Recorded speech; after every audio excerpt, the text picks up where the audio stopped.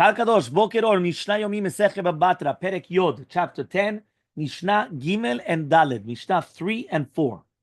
It says over here, Kotvin get leish, af al pi shenishto imo. So we're going to write a get for a man, even though the wife is not with him. Okay, that means that's what they do. They do it all the time. They write a get, and only afterwards they'll come and they'll give it to the wife.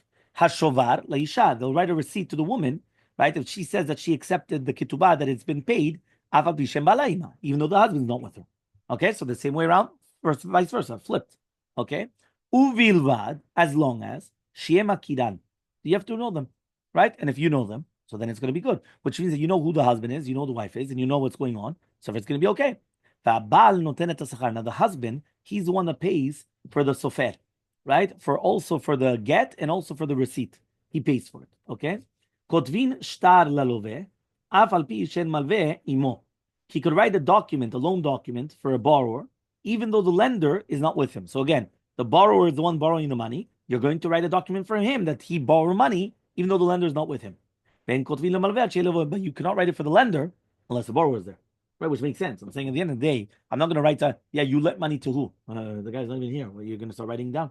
Obviously not. Here, the love is the one that has to pay the scribe. Why? He's the only one that's benefiting. The get is the katav la, the husband has to write it to the wife. So the husband has to pay for the get. But here, it's the borrower that's getting everything. So the borrower is the one that has to pay, right, all the money, right, for the document. You do write a document for a seller, even though the purchaser is not there. But you're not going to buy for the purchase. You're not going to write it for the purchaser unless the seller's with him. Who's the one that pays for the sofer? The lokeach, right? The purchaser. Why? It's good for him. He's the one that's benefiting. Mishnah Daled. You're never going to write any type of documents of erusin and niswin unless they're both there. Meaning, they both have to be present at the time in order to come and start writing these documents, right? Here it actually speaks about whether it's going to be the ketubah or all those things, right? Because again, each of these things, since they're monetary obligations by both parties, both parties have to actually be physically there. Who pays for it? The chatan. So the chatan is the one that's to pay the kiddushin, right? The same thing. You're not going to write any documents of arisut kablanut. Remember, arisut is a sharecropper. So in the olden days, somebody used to come work on your field, and after working on your field, he used to come and he used to give you a portion of the fruits, whether it's a third, a quarter, a half, whatever. That's called an aris, a sharecropper. Kablanut was he used to come and work your field and pay you. It's like a rent, but according to with the fruits.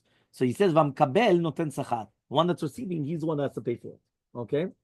Now he comes and he says, "En kotvin shtare berurim v'chol maaseh bedinim dat shneim." They're not going to write any types of documents of choosing, right, or documents of judgments without the consent of both parties. That means here we're talking about that they're choosing, whether they're going to be choosing, like who's the third, the dayan, the zabla, right? Who's, each one is taking a judge, and then the third one takes a third judge, right? Between the two, they take a third judge, right? Or all these, they don't do it unless both of them are there. Ushnehem notnim sachar. Here, both of them have to pay.